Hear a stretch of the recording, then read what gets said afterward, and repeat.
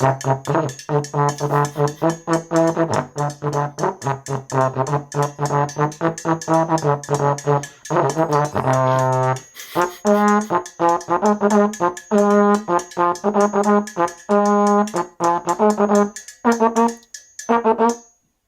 idiots! Hey everyone, welcome to Village Idiots. My name's Alex. I'm joined by Josh as usual. We are part of a world where competence means nothing. It really is all about how you play the game, and how we play is often hungover, begging to be put down the order to have a nap in the change rooms. This world is village cricket. Our team is Clapham Cricket Club. How you going, Josh? I'm very well. I mean, you can't be anything but well after listening to that theme tune. DB just Indeed. brightens my day every time I hear that. I should start setting it as my alarm in the morning. Could you imagine waking up to that every No. single day? No, I can't. No. The thing that puzzles me about that theme tune, I was thinking about it earlier, is do you know who did the percussion on that? Presume Elliot. You presume Elliot? You would. Yeah, I get, because the trombone is kind of a two-handed instrument, isn't it? I mean, there are magical technological tools that enable you to record multiple tracks and put them together, but who knows? Well, in that case, Elliot has far better rhythm than what his father does. Oh, Listening to that again, I don't think that's in question. Not a surprise, but anyway. All right, our guest today is one that I'm sure we have all been very much looking forward to. He is a seasoned pro when it comes to talking on podcasts. We will get to that story later on. Mr. Joel Plaja, how are you? Yeah, I'm good. Thanks for having me. I have to say that introduction you did, I was very impressed by the professionalism that you did it in just one take. You're joking. I assume that took ages to do each week, but that was just straight in. Alex, really? I think you're in the wrong profession. I really doubt that.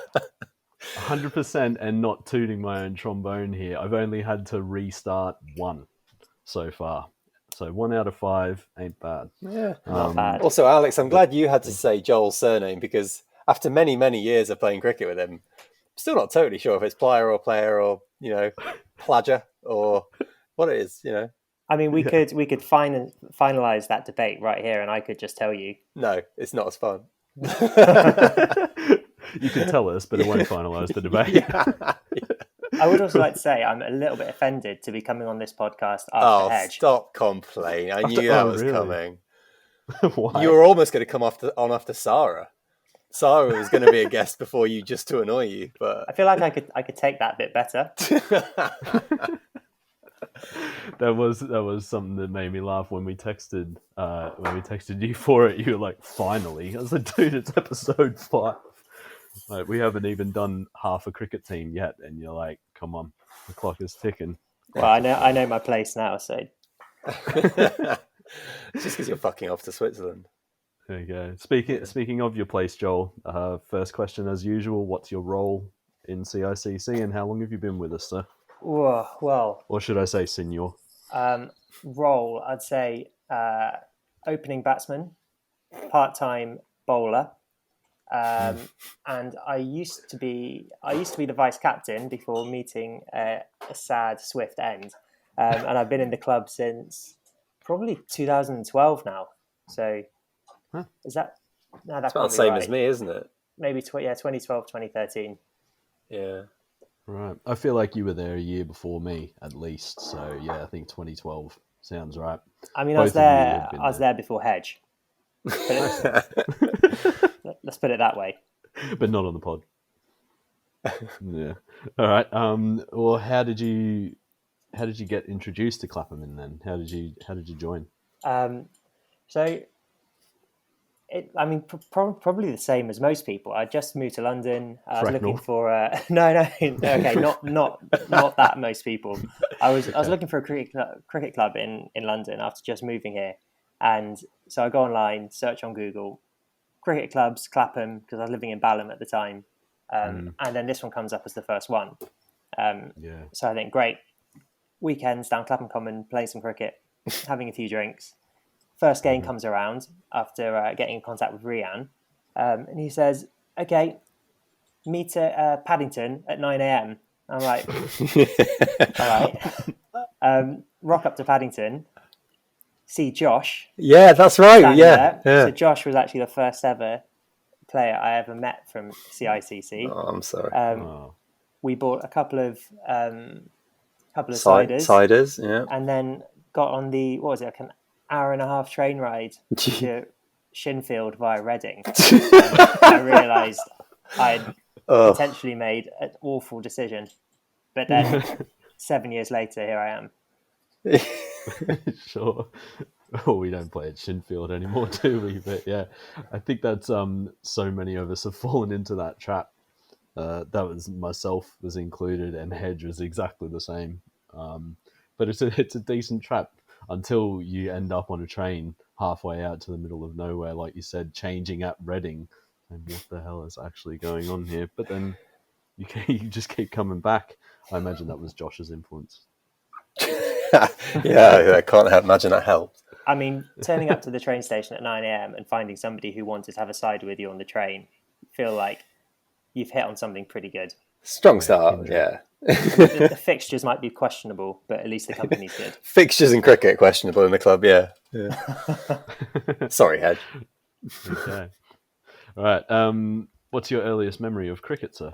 Let's go all the way back. Oh, I guess apart from playing French cricket as a tiny kid, which is where I developed my skills, I guess. Defensive shot. Exactly. I think it was the 1999 Cricket World Cup where I really got interested in it, and was my godmum Gail is really into cricket and got me involved around that time, and I started watching Shane Warne bowling, and it was just completely mesmerising, and just started playing then, tried to copy him and loved it, and then since then I've tried to play as much as I can, so went through kind of schools and youth cricket before kind of falling away a bit after uni, before finding CICC. Did you used to bowl leg spin then? I used to bowl incredible leg spin. What, 14-year-old incredible leg spin? Yeah, unplayable, some might say. In fact, some of the early members of the club will remember me twirling my arm over. Really? Yeah, they used to call me basically they call Whaley a young Joel. Okay. There are so many contradictions in that. I don't know where to start. Don't know what you're talking about, mate. That's fantastic. Let's just start with the young Joel bit. We're quite sure I'm a few years older than you. Anyway, all right. So CICC career highlights and lowlights. Thank you. Oh, straight into the questions. What did you think this was? Highlights. There are so many. It's got to be one of the tours. The Prague tour has been mentioned quite a lot. I'm so sick of hearing these highlights being the Prague tour when I wasn't on it. It's really upsetting.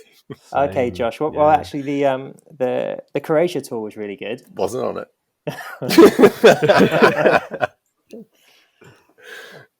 Seeing a theme here. One of the tour. I'm going to say touring in general, so including the Goodrich trips and the overseas tours. Just being able to get out with like basically a bunch of your best mates, spending a weekend talking about cricket, having a few drinks, and basically concentrating on nothing else is just great. Yeah. Agreed. Yeah. 100%. Lows then. Where's your low? Where'd you start? That's probably more difficult to pick. There are more of them. There's so many, yeah. I think so. There was 1 year where I moved back to Bristol in between living in London. And the IKEA bag year. Yeah, the IKEA bag year where I used to schlep up from Bristol with an IKEA bag in my in the back of my car with my kit bag instead of a kit bag. And there was 1 year where I was living in Bristol, and I was actually playing for a club in Bristol. I don't think I've ever told anyone that. So wow. Sorry. But I was in brilliant form. I was scoring a lot of runs, and I came back up all kind of cocky, saying like, "Oh, I'm in great form this season. I'm gonna hit loads of runs. Just done the 2-hour drive up from Bristol. Gonna have a good game. First ball, hit it straight to mid off, and then back to the sideline. I think we bowled out for 50, lost by 10 wickets, and I just had to go straight home again. Strong. I love that takes the biscuit over your palladium duck. Yeah. Oh, I hadn't even thought of that. I Really? think that was so traumatic. I've blocked it from my memory. Yeah, I thought that would be the one you'd go to as well. In hindsight, it opens plenty of opportunities for me. Yeah. Sure. One door closes, another opens. Exactly. Fair enough.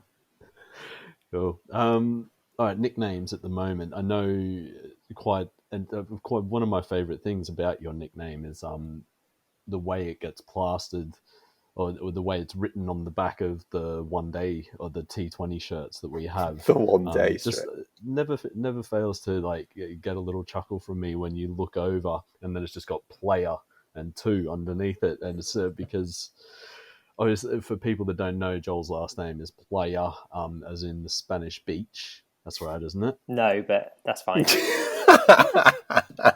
Is Plaja Spanish beach? Plaja. I thought that was Spanish for beach. It's spelled Plaja, Plaja, and that's Plaja.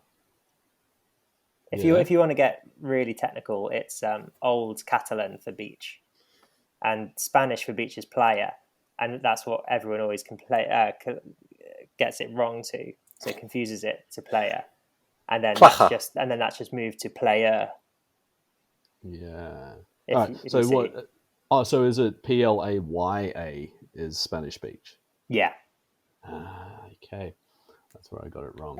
Okay. So I'll pretty much cut all that out. So your name is Catalan for beach, as I understand, Joel, because I know my Catalan quite well. Yeah, that's impressive. Yeah. So on the back of the shirt is player, Player. So I was about to ask, and usually that leads into the story of how you got your nickname, but I think we just covered it, right? I guess it's just the confusion, and then that just seemed like I think when we were getting our original one day shirt, as if we're like a professional outfit, our coloured kit. I think Rian just chose that for me, and then it stuck. Yeah, because you don't really have any other nicknames, do you? No, I don't actually. No, I'm like you, Josh. Don't need it. No. Yeah, exactly. It's me and you, mate. Just Joel and Josh. Yeah, classic. Oh, wait. Sorry, Centre Parks.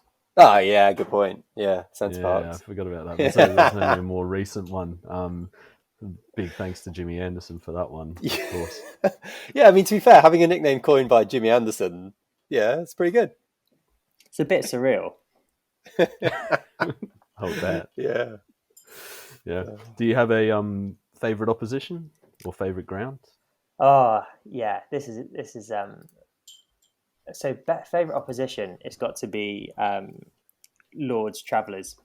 So they're the guys that we met in Croatia, and kind of really got on with them well. Very much in common.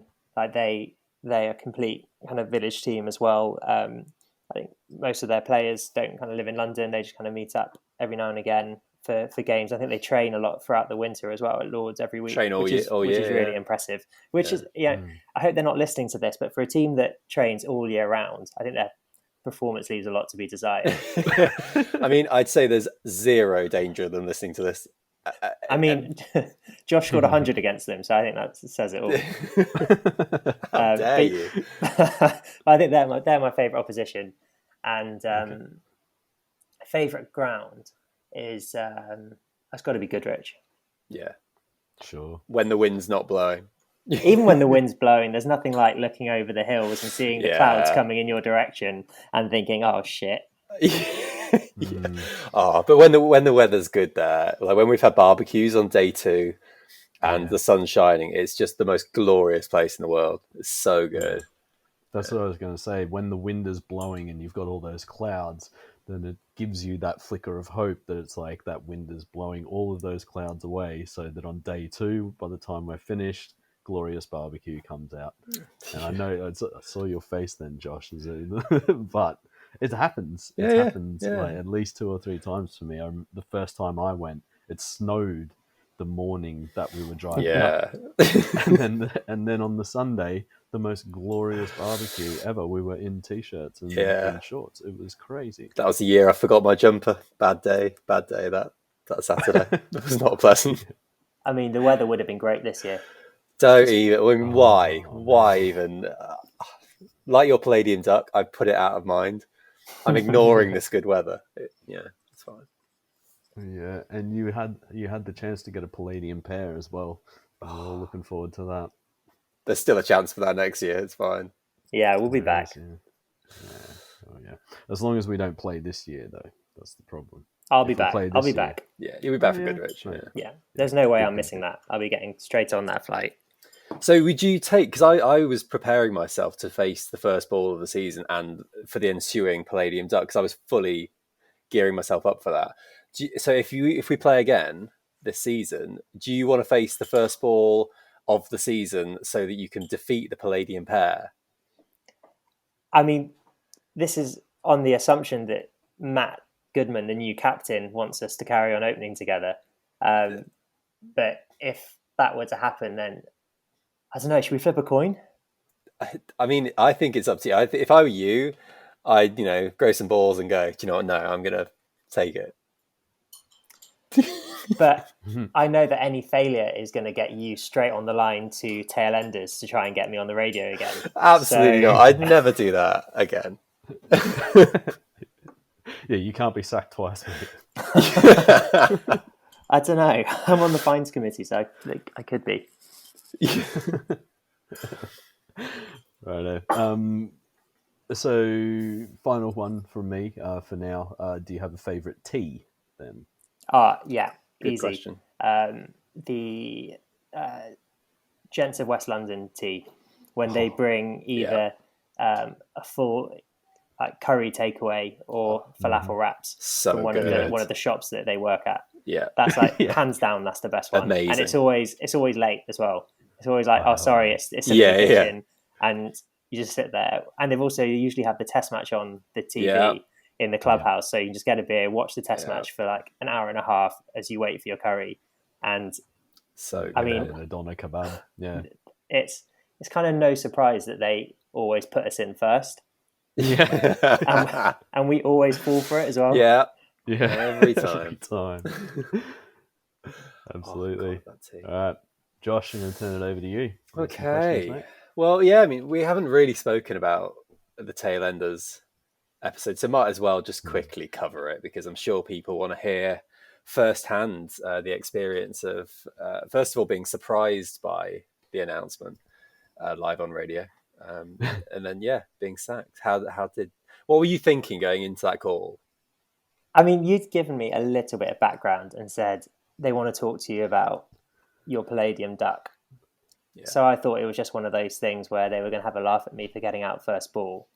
And to be honest, I didn't really know. I was a bit I was obviously nervous because it was going on tail enders, talking to like Craig James, Felix White, and Jimmy Anderson, like a pretty intimidating cast to explain yourself to, especially Jimmy Anderson. And then when he did the sacking, like, because they did all the intro and I was just there listening in the background, and they'd had like a little chat for a few minutes and then brought me on and then suddenly sacked me. I was a little bit speechless. And then after that, it was weird. Like it because it was so kind of disarming. I didn't feel nervous after that, and forgot that I was actually talking to Jimmy Anderson. And was actually just really pissed off at Josh for the next 10 minutes. Yeah, it came across. Yeah. You got digging at me, and then you also you did have a great line, which under pressure on radio was impressive. When I think they said something like, "Do you have any comments for the club or anything you want to say to Josh?" You were like, "Well, can I swear?" And they went, "No," and you said, "Well, no, I don't." Well, then no. But yeah, it's good. It's well played. I think I got a genuine laugh as well. And then Lola also had her moment where she interrupted with her extremely loud bark. Well, that actually, that leads me on to another question, which is, do you see it as a competition between you and Jim Clack, who has the worst behaved dog? I did, but then Lola's actually grown up quite a lot since then, and Wally is still a bit of a nightmare. Yeah, in the nicest way. I love that it's a major part of the fines end of season. The pie chart kind of breakdown for badly behaved dogs is quite strong for you two. I actually pay more on end of season fines for Lola and Sarah than I do for myself. So true. Which I actually think is a compliment for this club. Yeah, absolutely. I mean, you've been for quite a few years the highest fines payer. Yeah, there was one year I owed £80. Oh, really? That seems harsh of me. Well, I also hadn't paid a lot for some match fees and for some yeah. So hang on. So not my fault, actually. I was going to say, complaining about what you owe when you haven't paid match fees. Yeah, I was about to say. So kind of we've covered Tailenders, but the event that obviously caused it was the Palladium Duck, as everyone knows. You and Jim Clack being the only two people to get Palladium Duck. Were you not at all tempted, considering how much you drank before that first ball came down? Like pina coladas, gin and tonics, beer, quite a lot of things. Mojito. Were you not tempted just to play straight? I think that's an exaggeration. I think I had 3 beers on the way up, which for me, granted, is Joel. No. Wait, I went through the whole video. Alcoholism there. Yeah, I went through the whole video footage with John and Alex of the all the rushes from the Goodrich film. You have got a different drink in almost every single shot. It's really astounding. Like I can barely believe you made it onto the pitch. Yeah, there were a lot. Yeah, okay, in hindsight, it's no surprise. If my mum and dad listen to this, they're liars. So yeah, were you not at all tempted to play straight to that ball? To what? To that ball coming down the straight. I thought I was. You thought you were going to play straight? I thought I did play straight. Oh, Joel. Look, it's the first game of the season. You go to Goodrich, the weather's against you, there's a bit of drizzle in the air, overcast conditions, and the bowler's running in. You think you want to assert yourself on the opposition to get the club into the best position at the start of the season. There it was, a half volley, a gap through the colours, and thought... Full toss. Here we... Yeah. Well... Joel, it hit halfway up the stump. Full toss. Either way... You looked at me umpiring at square leg to see if it had gone over your hip, which it almost did. I backed the shot selection. I love that you got back to the pavilion and Hedge was doing his audio commentary and he just said, Joel, Palladium Duck. And you were like, well, it was there to be hit. Yeah. It was. It was. Fine. You can't argue with that. It was there to be hit. It was a full toss. Okay, so fine. Do you feel added pressure, Joel, when your dad comes all the way from Spain to watch you play? I don't know, Josh. Do you feel added pressure when your dad comes all the way from Yorkshire to watch you play? Well, actually, he did not come from Yorkshire. We drove from Devon on the way back to Yorkshire, and it was kind of on the way. And yes, I did feel extra pressure, and yes, I got out for about 3 runs. Yeah, thanks.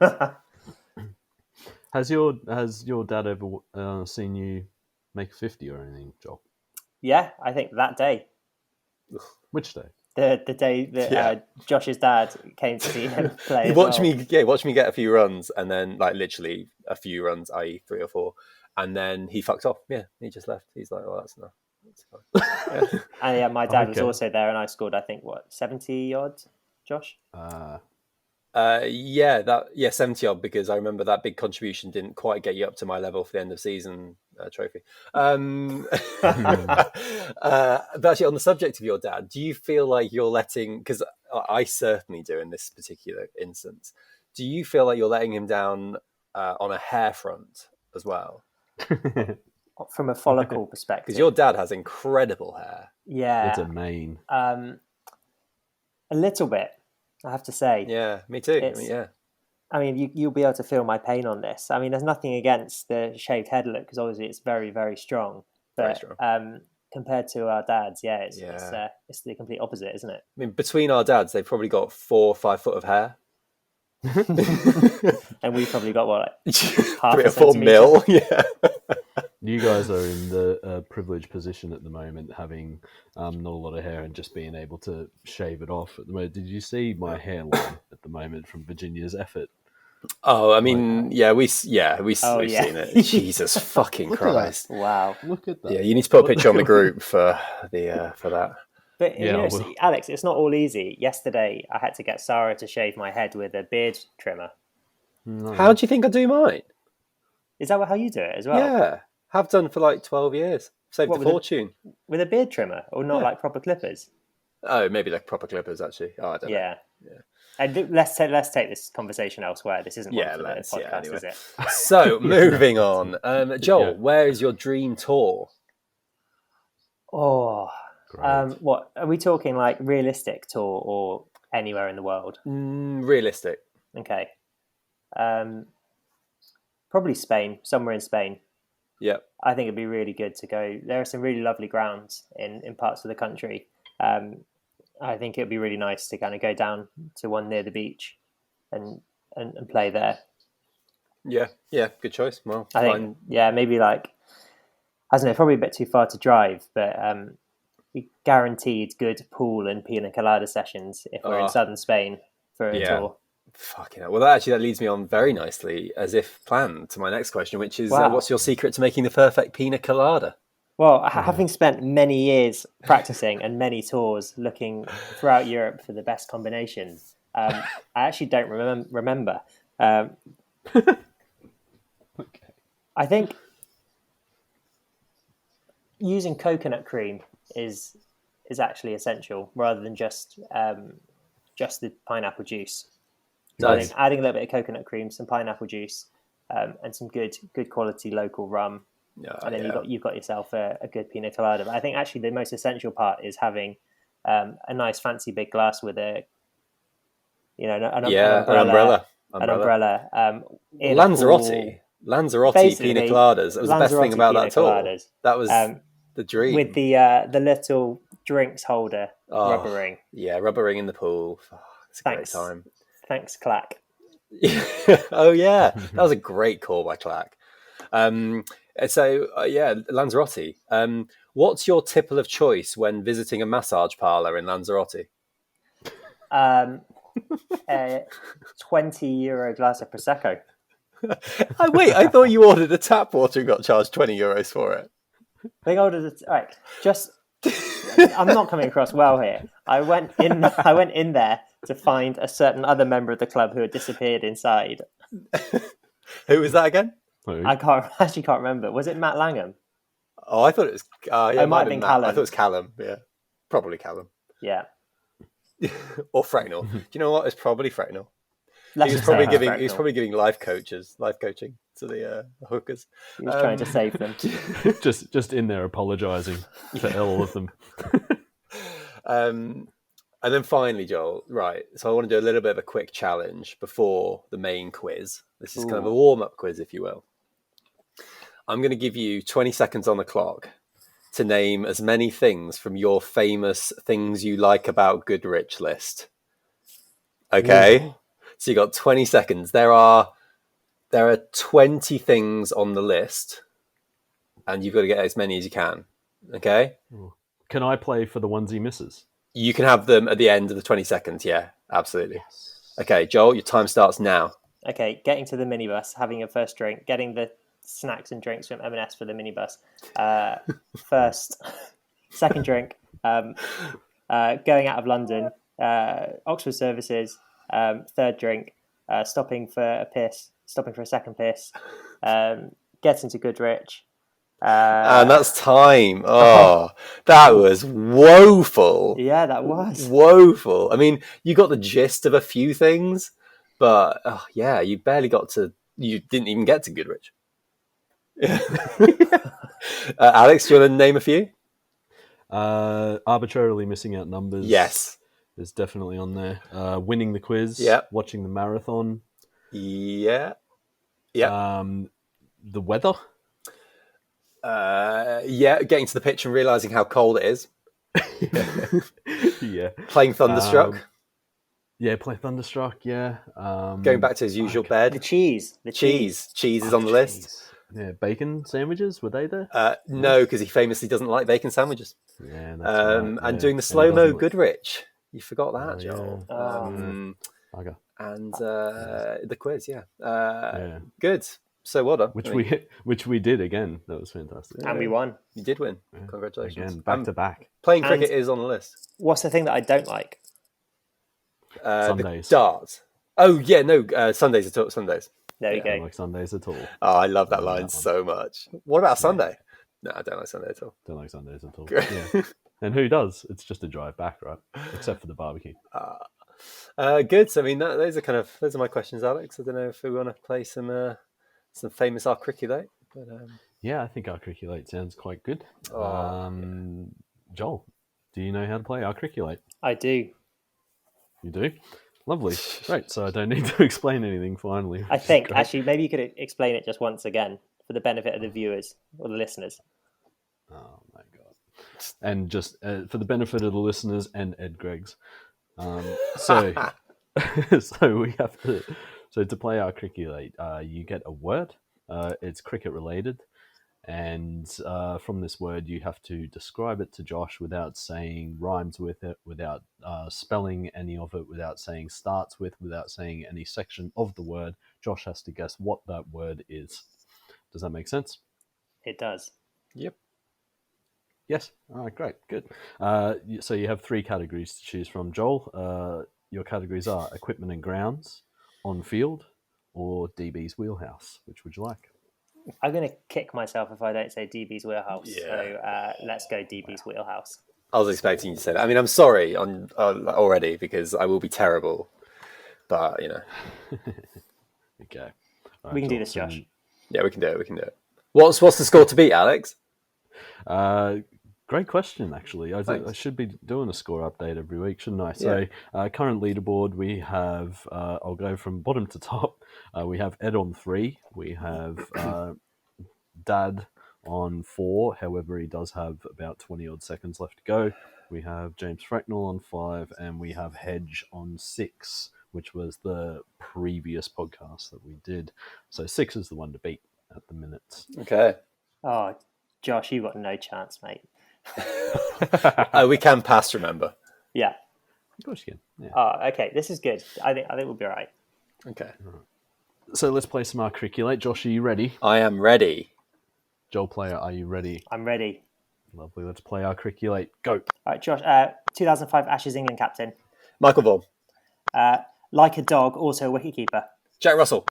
Used to be called Peter Perfect. Wicketkeeper for England. Used to play for Surrey. Oh, Alex Stewart. Yeah. Former England opener, blocker. Got in a good fight with Alan Donald. Oh, Atherton. Yeah. Or pass. Aggers and... Blowers. Henry Blofeld. Oh, left arm spinner. Tufnell. Phil Tufnell. Yeah. Pass. Blew away South Africa with 9 wickets in a match, in an innings. Fast bowler, England. Devon Malcolm? Yep. Oh, yes!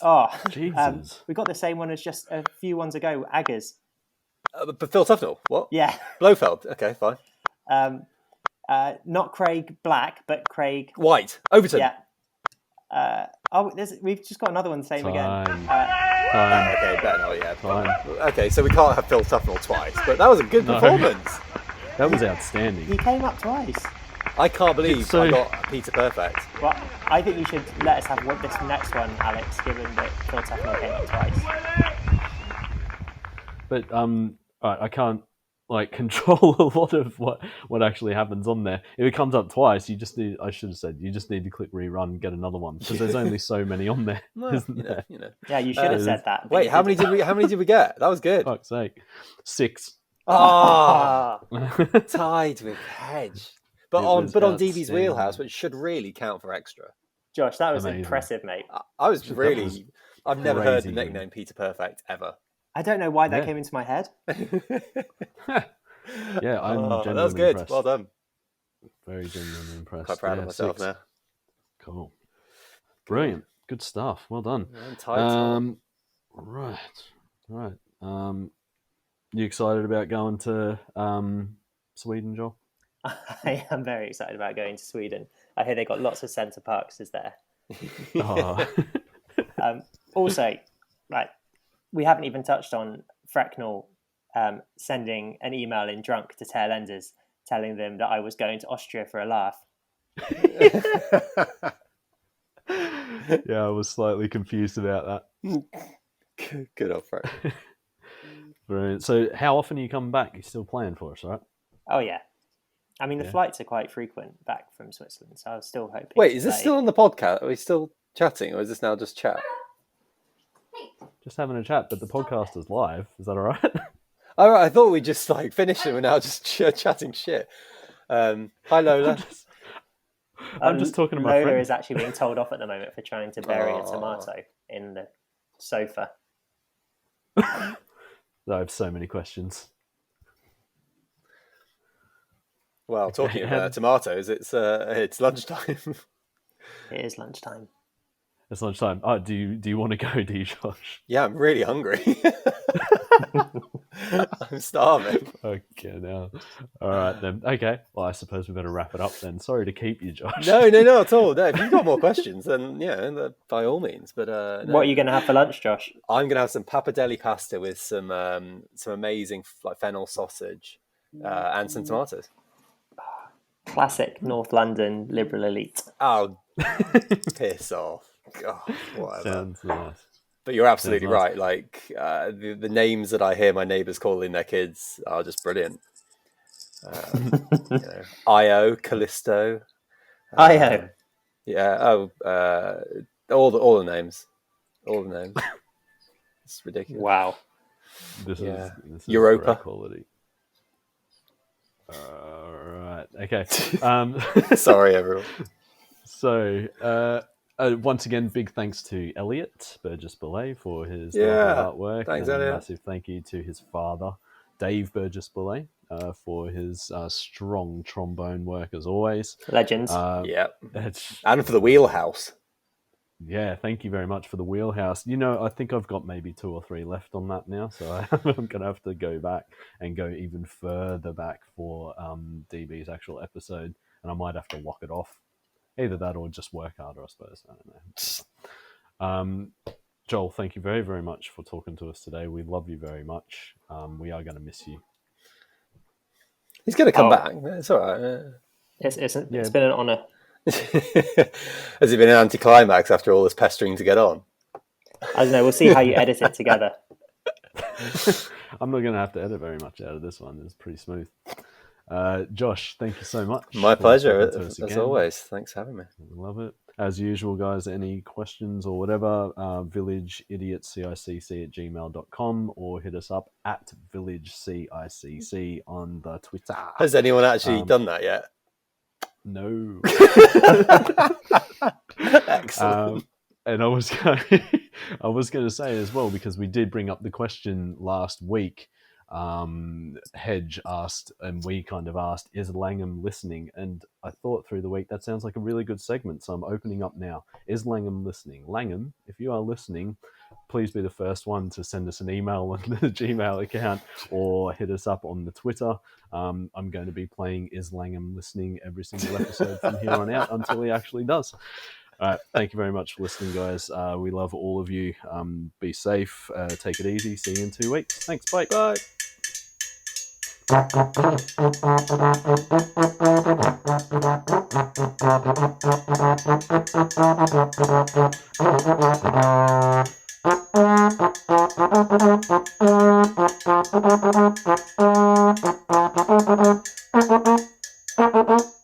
Village idiots!